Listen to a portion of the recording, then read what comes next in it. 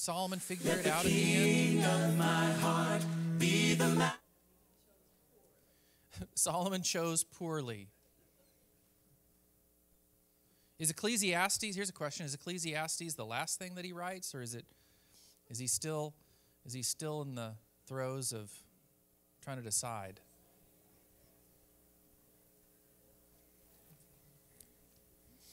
I'm not asking anybody to make a decision whether Solomon goes to heaven or not. I'm just saying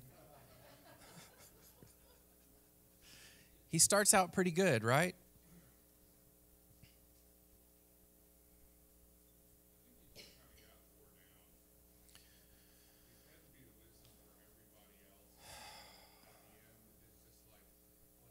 Mm-hmm.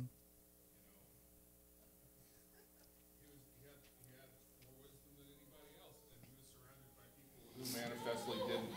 And when you're the king and you have all these advisors and you have all these wives and you have to make all these treaties, and he didn't get them into war. Right. It was peace. It was prosperity. Right. Was he a good king? Obviously. Mm-hmm. But toward the end, he's just like, I can't fight you people anymore. You're not listening, and so whatever. One of my favorite memes is the scene where it's a Star Wars meme, and it's where Luke is in Dagobah talking to Yoda. And the meme says, I finally understand as a parent why it was that after Luke asked so many questions, Yoda just decided to die. I thought, yeah, that's kind of he had wrestled with all the heaviness, all the weight of all these questions of what's the meaning of life. But however you feel about the end of Solomon's life, what is the outcome for Israel because of Solomon's decision to allow other gods to become prevalent? Talking about what we're talking about in the sermon today. What is the consequence? What are the consequences immediately after Solomon's death?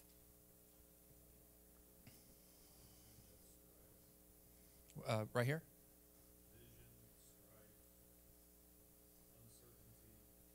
Yep. Who else was? Civil War.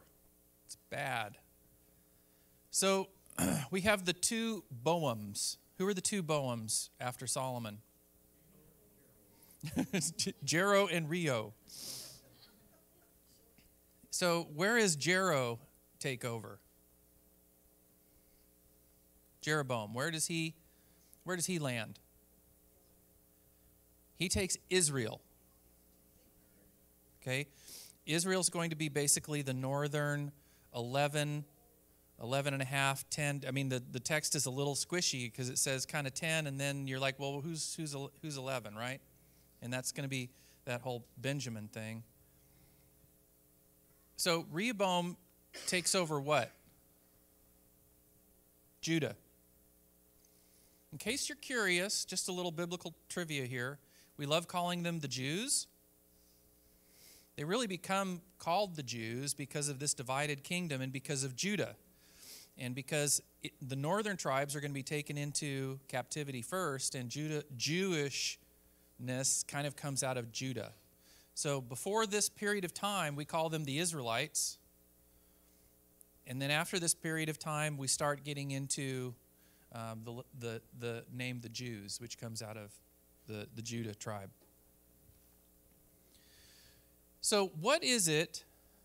We're talking about a civil war. We're talking about a breakup here. What is it that happens? Judah is where the temple is, right? Jerusalem's where the temple is. So what does Jeroboam do to make sure that all the people in the north don't get tempted to go to worship at the temple in Jerusalem?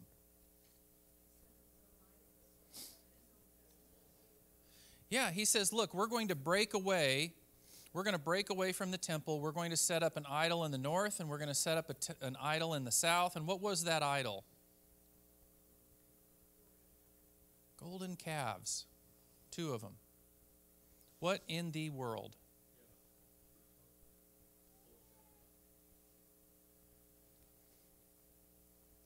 I think Daryl's onto something. I'm going to agree with my preacher. It's a bold move. What? For posterity's sake. It wasn't that in the north they decided to stop worshiping God. It's not like by worshiping a golden calf they stopped worshiping God. And it wasn't in the south that they stopped worshiping God either. Because the north is worried about what? They're going to want to go to the temple. Why would they go to the temple? If there's other gods in Israel, if there's Asherah, if there's high places, if there's Molech, why don't they just tear the temple down? Why is the temple even interesting to Jeroboam if idol worship's the new thing?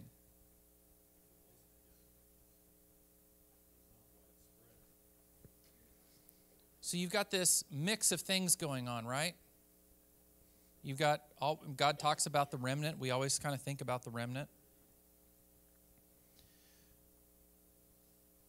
But what did Jeroboam said? Jeroboam said something really interesting when he set up the golden calves in the north and the south. Do you remember what he said about them?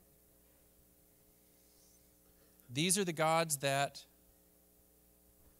brought you up out of Egypt. This is the God that brought you up out of Egypt.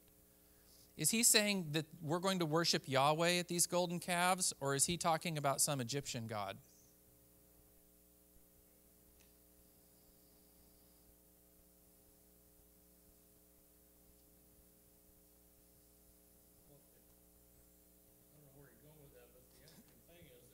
That's exactly what Aaron said when he threw all the gold jewelry into a fire and a calf came out.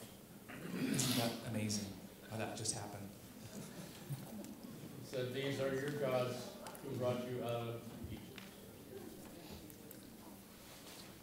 So, is it really simple? Is it simple that either they worshiped God and God alone, or they worshiped a foreign god?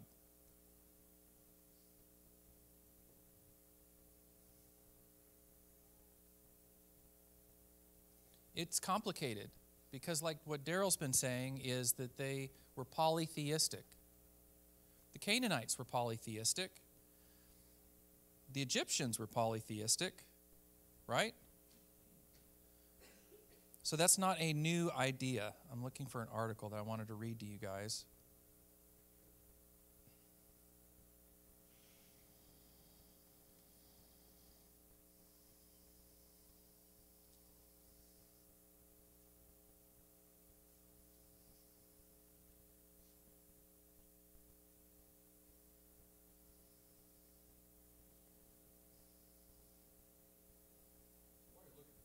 Thank you. Does anybody know? It's like Vishnu, or is it like a Hindu thing? Where's Larry? Well, I'm glad you asked because I have this article. That was beautiful. Thank you. Now, where did I get this article from? It's from the Jerusalem Post. It was written last year. It says, we can learn two powerful lessons about the human psyche by understanding the calf as a symbol and not as an embodied God. Okay, so this is Jewish opinion, if you will, from the Jerusalem Post about this question of why golden calves? The golden calf is one of the great mysteries of the Torah. How could a people, having so recently seen the majesty and power of God, revert to the idol worship of Egypt? Was Egypt not decisively defeated? First, it's important to remember, as Rabban, do you know the name? I don't know the name. Somebody important, apparently. Rabban makes clear that they did not worship the calf itself, for no one could be so stupid as to think that the gold in their ears brought them out of Egypt. We can learn two powerful lessons about the human psyche by understanding the calf as a symbol and not as an embodied God. The Israelites first fled a culture of the visual. When we think of ancient Egypt, we imagine the pyramids, the sphinxes. Even the realm beyond this world was considered or was rendered visible with mummification and a literal city of the dead in Cairo. Sculptors made statues for inclusion in tombs because they were substitute bodies for the soul. Things were rendered tangible. Now, Israel must adjust to the idea that the greatest reality is one you cannot see. Even invisible forces like wind were represented in pagan civilizations by tangible symbols. How could you have such a powerful God without a physical representation? It went against everything they had known, and so the calf was a substitute for the representation of God that had disappeared, being Moses. He's thinking about Moses disappearing up onto the mountain. Remember, the Torah says that when the people saw Moses was so long coming down from the mountain, they gathered around Aaron. And before Moses went up the mountain, they had a symbol of God in God's servant. Now he was gone. If it seems far-fetched that a person could be a substitute for God, then I remind you that the Israelites speak of God in the plural, which the Bakor Shor commenter says could mean that they are referring both to the calf and to Aaron. The carving for something tangible, so evident in other religious systems, makes its appearance here as the Israelites grapple with the disappearance of the one who they thought represented God. But that's not the only psychological phenomenon here on display. The nation from which Israel emerged, called Mitzrayim, and in association with the word zar, which is inside, it's the root of that word, our first impulse is to consider that which is narrow as confining, but it can also be safe. A straitjacket might seem uncomfortable, but its restraints also keep the person from harming themselves or others. A tight hug feels safer than a pat on the back. To be unmoored is to feel uneasy. The Israelites went from a tight space to the most open place in the world, the desert. What could be more precarious and insecure feeling than the sandy expanse with no buffers against the world? Finally, underlying everything is fear. The former slaves are feeling what psychiatrist Erich Fromm termed escape from freedom. We assume we wish to escape to freedom, but there is a terror in not to have order and structure, in the lone, level sands that give only choice. As all sorts of modern studies have demonstrated, too much choice does not create happiness. It creates dizziness. There is a vertigo of possibilities. That solid, tangible piece of gold was intended to be an anchor in a scary time. However, the people of Israel were in the wilderness and needed to live with the Torah as the map and God the guide. Idols are cheap comfort and will not hold up as a pillar at the center of our lives. What do you think of that? I didn't write it, so you think what you want.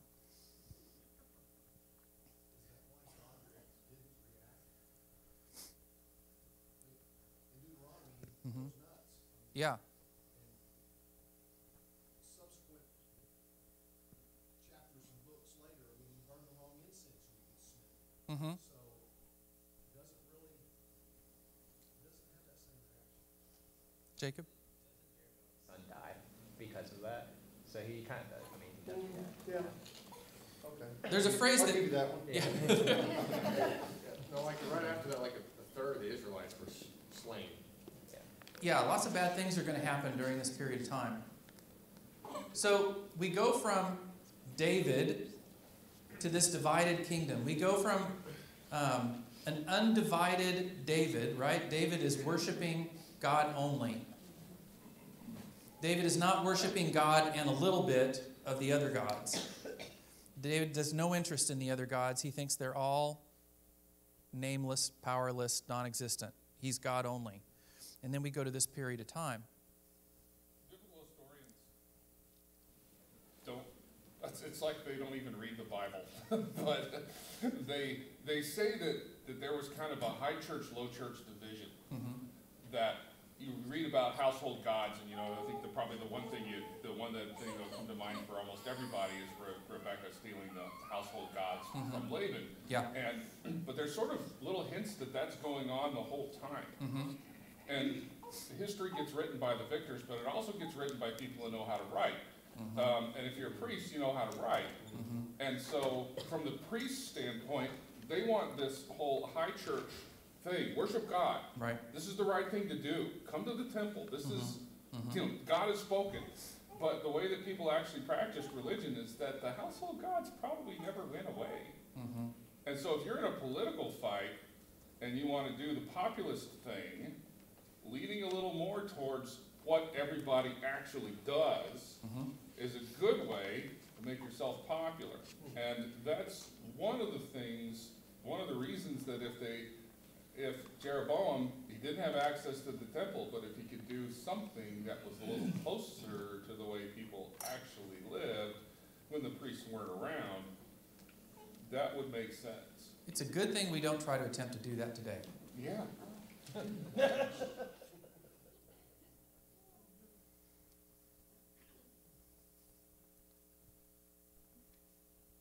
So, what's the question that we're asking through this whole year? What's important to God?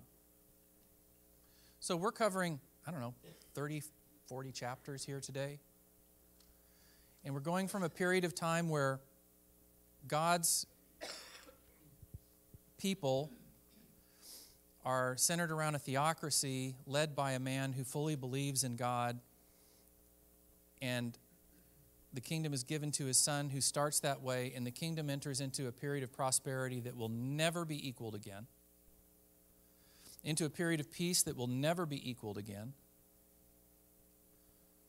and is going to choose to let that all go. And then we're going to get all these chapters of all of these civil wars, pillaging, destruction of things, the taking of things. What does God want Israel to know? What's important to God here as we move from this period of unity and submission to God to this period? What is God trying to communicate? What's important to him? There's only one God. Daryl, I feel like I'm just re-preaching your sermon. So, what are some of the similarities, without going too far into what Daryl was preaching, or unless you want to, that's great. But what are some of the similarities that we can see in our own innate desires today, where we when we give up on this idea of full, complete submission to God as the only God, what are some of the things that we, as the high church element, right, of our culture, what are some of the things that we struggle with in trying to make this all popular?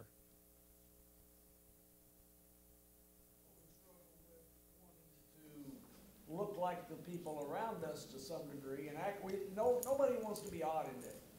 Well, there's a few, but most of us don't want to be odd and different. So we look around at what the people around us are doing and go, well, God is my God, but we don't say that, but that's the way we act. I can do this, or I can look into that, or I can be focused on this and also have God. Like Daryl said, it's kind of human nature to some degree to want. God made us with an ego, so we remember where our class position was. We remember what our title is or used to be. And God made us, to want to have pride, but too much obviously is a bad thing.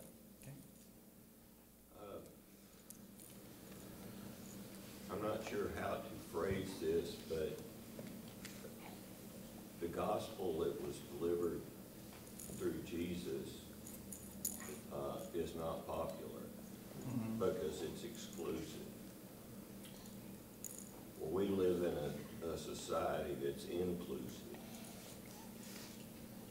And so we want to be accepted, but then when people find out, well, you believe that, you're a Christian, so you think I'm going to hell or whatever. There's a conflict, I believe, and the church and all of us individually, we have to make decisions every day of, do I stick with the gospel the way it was delivered, or do I try and kind of mix it with culture so that we can be acceptable? Mm-hmm.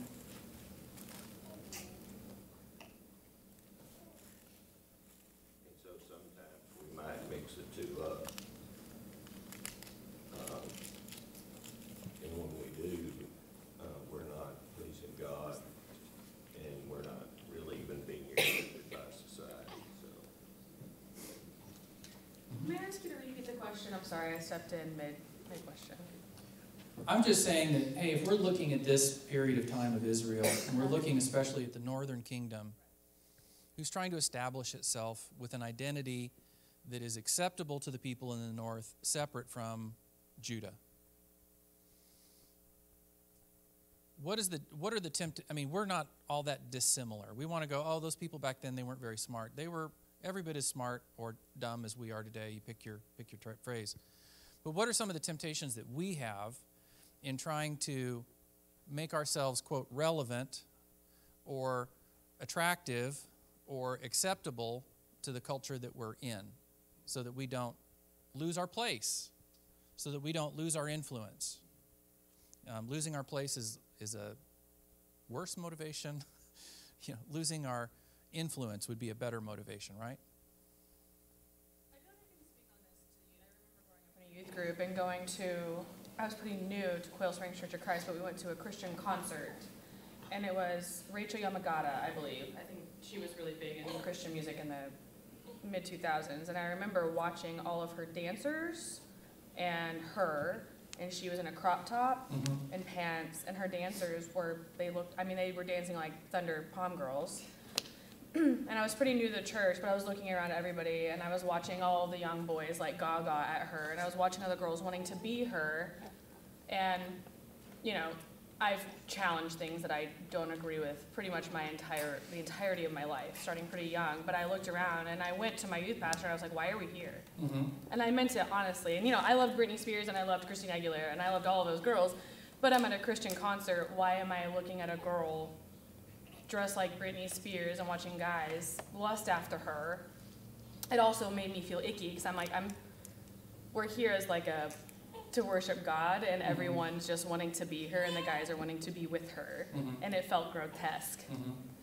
And also manipulative.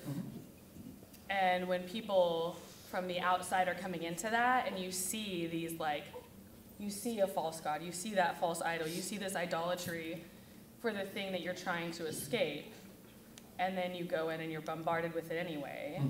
Or you're trying to escape hatefulness, and you come in and you hear vitriol about people not it's I think that you see it a lot in the way we deal with our youth, and that was basically my point. I remember growing up in youth group and seeing a lot of that. Why am I listening to this and not Britney Spears? The exact same result. Right. And I would say that our youth is probably the white hot center, right? Yeah. When you were a high school kid, did you care? You probably didn't care what anybody thought about you. Can you think of a time in your life where you cared more about what people thought about you than when you were a teen? So you put somebody as a teen and you ask them to be counterculture. And you're asking a lot, right? You're asking a lot.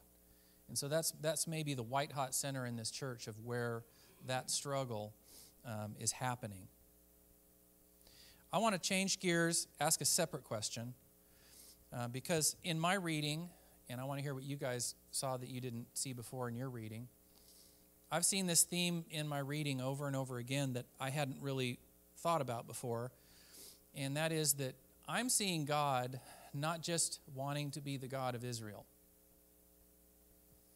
I'm seeing God want to be the God of Naaman. Naaman's not an Israelite. He's not a Jew.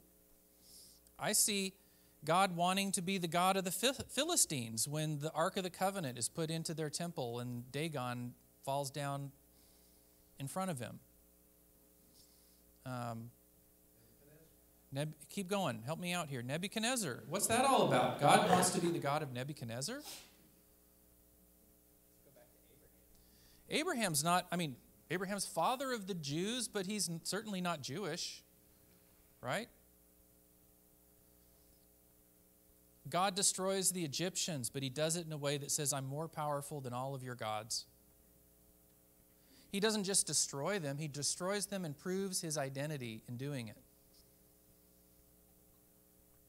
So what does that tell us?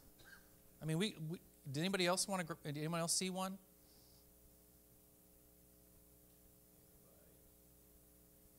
The Ninevites?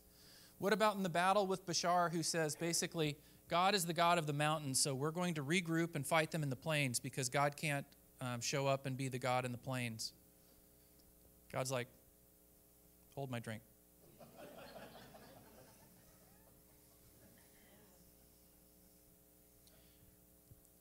But that isn't just God wanting to flex. That's God saying, I'm God, you need to know this. Sometimes God teaches powerfully through discipline, sometimes not so much. But what is important to God if we start seeing all these things where God is wanting himself to be seen among all the nations?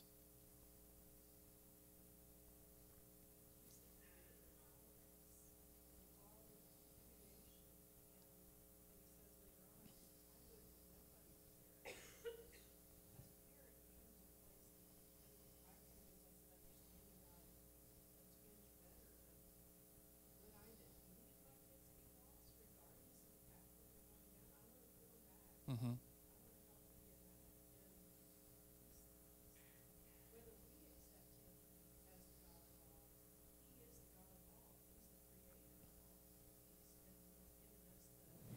The door and opportunity after opportunity after opportunity to see him. He says, I've painted it in all of the creation around you. You're without excuse. You can't say that you never had a chance to know me. Mm-hmm. His heart is so much bigger than mine that would be divisive and separate myself from somebody who doesn't think the way I do or value what I value.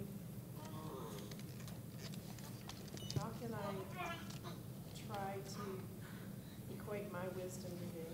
He told me mine is foolishness.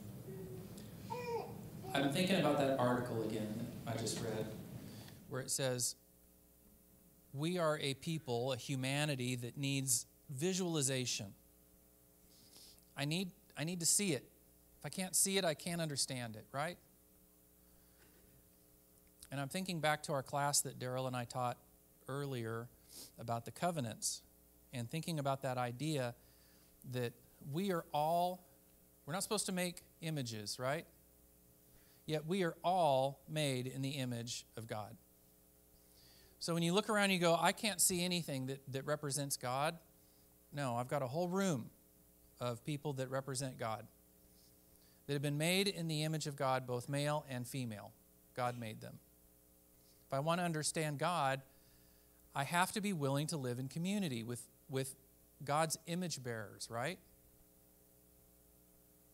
That's why I think church is so important to us. And I think it's why community in church is very important. The pews are great. We're all sitting here together facing the same way. But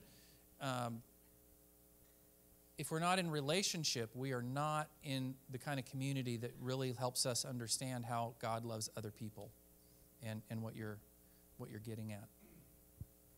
Not for nothing, expanding on what you're saying, if you're looking at the image of God, that is an invitation to also treat everybody around you that you see, no matter who they are, with the love and tenderness and compassion, as if it was, I don't want to create people into false gods. Do not misunderstand me. Correct. But that is a challenge to be outside of yourself, even in moments where it's incredibly difficult, and to always maintain the presence that this is a person God loves, and this is a person that God sent their son to die for, irregardless of my opinion of them and their life, their background. Their life is between them and God. My job is to love them as God would love them and hope that they feel that and they walk away better and impacted and wonder, why did they treat me like that? This person's supposed to hate me. I'm taught that this Christian is supposed to treat me like trash, but this Christian treated me like, you know, I was sunshine in front of them. Valuable. And if that is the truth, if we are created in the image of God, then I believe that we are challenged to love others as God loves us, no matter what. And I think that that is where it gets tripped up and hard. And you see that everywhere right now. We are in a very polarized, more than ever, time, I think, or it seems so. So I think that's the abundant challenge, is keeping that as being level-headed enough and secure enough in your relationship with God that when you see somebody who would otherwise challenge it, you can say, I love you anyway, and I'm going to keep loving you, and there's nothing you can do about it. So. Thank you. Daryl? I was thinking about John chapter 10. Jesus talks about being the good shepherd. He says, I know my sheep and my sheep know me. It sounds like, yeah, we're kind of on the ends, you know? But he also says, I have sheep that are not of this pen that I care about. And it's very easy for us to look at the narrative in the Old Testament and go, God cared about the Jews and the Jews only. But we forget passages like, this will be a house for all nations. The point of God calling the Jews was to be a light on a hill. It was in order to call all the nations. I'm going to call all the nations by calling one first and making them my people and showing my power through them, which should be a clue for us. That's why we're here. What did Jesus do that became so attractive? He was preaching a message that was countercultural, but yet throngs of people were attracted to him and his teachings. Well, I think that's what we should examine. What was he like? What were his actions? What did he do? What did, you know? When someone was being stoned for something, how did he react? I think we probably approached a lot of the gospel and looked at Jesus first and foremost. We probably saw some of our own heart issues. Who made me the judge when I have this giant log sticking out of my eye? I need help removing that. I don't deserve to judge. Jesus judges. Jesus will render judgment. But Jesus loved first. He loved first. Always loved first. But he wasn't afraid to call sin sin either. He was not. He was not. You know, he he was perfect fulfills. too. He was perfect too. He fulfills the law. I mean, we're now in the section where the law is not being fulfilled. Everybody's grappling with it, failing with it. The law is pointing to all of the mistakes. The law is pointing to the train wreck that humanity is. The law is pointing to the baser instincts that we all find ourselves falling victim to. Jesus is going to come and not do so much a new thing, and he does a new thing, but he's going to fulfill that law. He's going to show what it looks like to live inside of a life submitted to God's will perfectly. So we've got 400 years roughly, I think it is, from David to Jesus, right? Is that about right?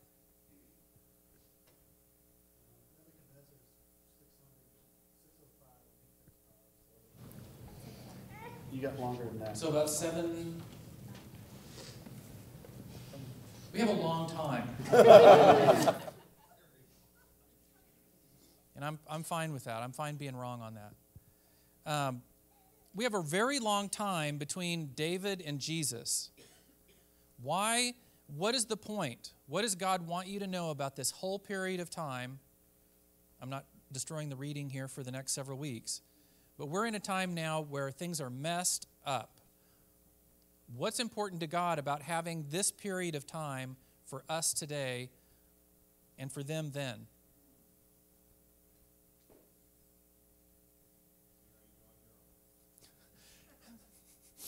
See how you do on your own.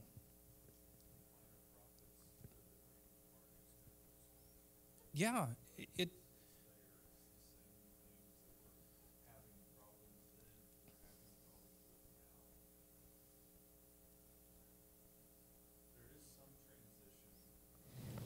I think, with God's focus on the leaders, with David, Solomon, Rehoboam, Jeroboam, Ahab. You start going down this line, the kingdoms did better when their kings followed God. They extended, they didn't get destroyed this year when their kings turned and followed God. There's some transition that the people aren't talked about terribly much. The household gods discussion, like that would have been at a people level, at an individual level. It's the leaders that are all of the discussion during this part of the Old Testament. And I think Jesus is pointing more toward the individual level in his ministry. It's moving away from the leaders because Israel really didn't have leaders at this point. They had a group of, just drew a blank on what they called it. They had a group of people, but they were under Roman control. right. So there was a transition to be more at the individual level. I think the other thing I see is exactly what Daryl has been saying. In spite of circumstances, God was in control. It looked like chaos, it looked like disorder, but even the idea that, the prophecy that you'll go into captivity for 70 years, you'll go into captivity for a while, you'll come back eventually. No, 70 years, and 70 years to the day. All this crazy stuff is going on, and it's a long time, and it looks really messed up, but God was in control. He had a plan. He used all the circumstances to his glory. Yeah, we see the chaos and God smiles. Goes, I got it. Anybody else read anything this week that they want to ask a question about or share?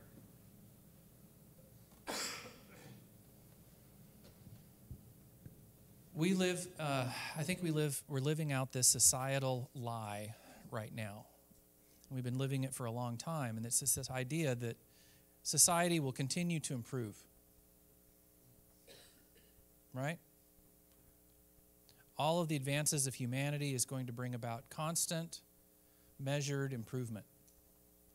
And tomorrow will be better than today, and the day after that will be better. We can live bigger, better, faster, cheaper, and the things that we are learning about and how to deal with people are always going to be wiser than the previous generation. I don't think that's true. I don't think that's true. So I think the big question that I kind of look at over this 30 some odd chapters that we read is, do you want to live in subjection to God, or do you want to live in submission to God? And those are the choices you have. You will eventually, if you choose not to submit, you will be subjected. That sounds really harsh. That almost sounds militant, doesn't it? The thing that we miss, the thing that society misses, is God loves us. God is a good God who loves, and he wants the best for us. But we have to submit to him to get access to that. Think of all the people in the Old Testament, the bad kings and the actions of the bad rulers that were all fighting for their own agendas, and they found themselves running into the wall of Yahweh and finding themselves in subjection to his will, versus those who chose to submit to his will, and they found freedom. We have the choice to submit and show the world the beauty of that. We have the choice to submit and show the world what God's love looks like. That's what we can model. We are not in the subjection business. We're in the submission business. We can't show people what it looks like to have to be subjected to God's will. God's never asked us to do that. He's asked us to model submission. So, yeah. Go ahead. I think is relevant from St. Augustine in his homily on the First Epistle of John is, once for all then a short precept is given thee. Love and do what thou wilt. Whether thou hold thy peace, through love hold thy peace. Whether thou cry out, through love cry out. Whether thou correct, through love correct. Whether thou spare, through love do thou spare. Let the root of love be within. Of this root can nothing spring but what is good. Okay? So if the motive is love, good stuff comes out of that.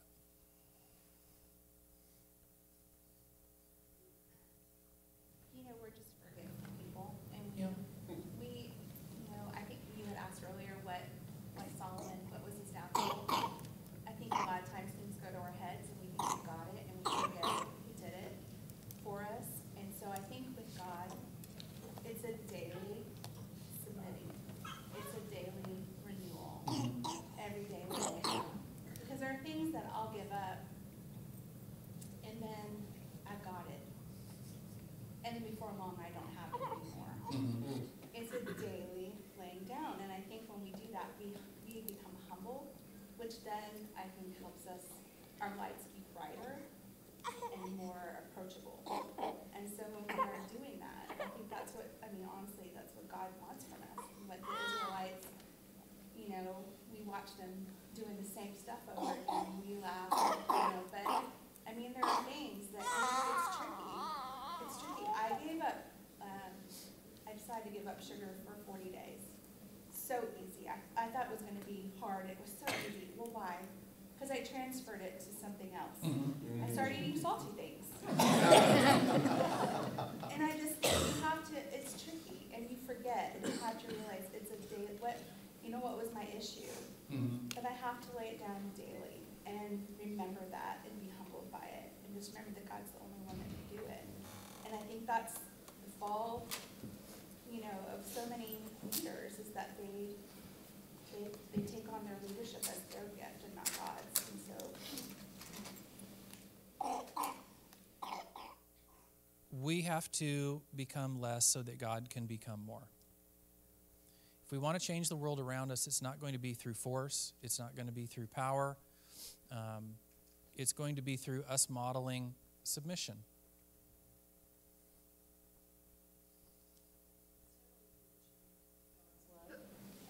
And Jesus has said, the greatest. It's going to come down to the greatest of these is love.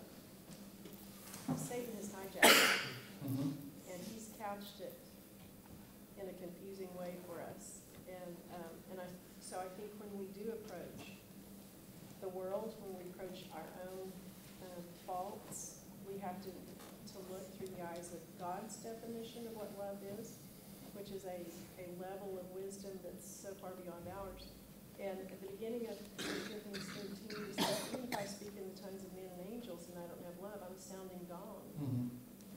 And I've told this story, I'll make it brief, where several of you have heard it, but if you've ever sat in an orchestra or a band in front of the gong, you will mark it in your music to be aware to close your ears, because that's going to be painful to hear it. And that's, as a parent of a young adult, they will point out to you very quickly that you're being a sounding gong as you're delivering the words to them. So we can't deliver God's love and speak. We can't speak to other people of his truths and not have his love. And they go on to look through what his definition of love is. And at the end of that list of patient and kind, doesn't seek its own, love rejoices in truth. And so there's a bookending of what it looks like. We can't deliver truth without love. But love without truth delivered is not love. And Satan has hijacked that completely. And our our society. And it's left us on a path that's wandering, that's lost, that's divided, that's at civil war within ourselves and within our brotherhood, within our communities, everywhere. But it is love. Yes. So let's go ahead and close. There's teachers that are 3 minutes mad at me right now. So if you got kids, go get them. Thank you for participating today, for all your comments. Larry will be back next week. Thank you.